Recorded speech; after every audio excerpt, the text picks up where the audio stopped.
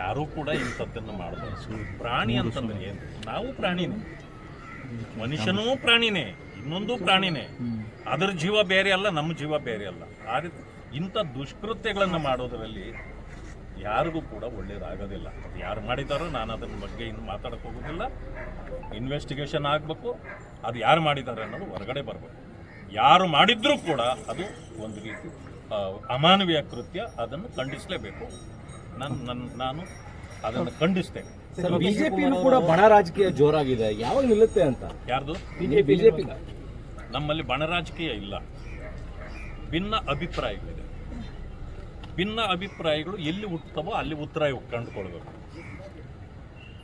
ಒಂದು ಭಿನ್ನಾಭಿಪ್ರಾಯ ಒಂದು, ವಿಭಿನ್ನ ಅಭಿಪ್ರಾಯ ಇನ್ನೊಂದು. ವಿಭಿನ್ನ ಅಭಿಪ್ರಾಯ ಅಂತ ಭಿನ್ನ ಅಭಿಪ್ರಾಯಕ್ಕಿಂತ ದೊಡ್ಡದು. ಆ ದೊಡ್ಡದಕ್ಕೆ ಉತ್ತರ ಹುಡುಕ್ಬೇಕಂತಂದ್ರೆ ನಾವು ಹೈಕಮಾಂಡ್ವರೆಗೂ ಹೋಗ್ಬೋದು. ಅದಕ್ಕಿಂತ ಬೇರೆ ಯಾವುದು ಮಾರ್ಗ ಇಲ್ಲ.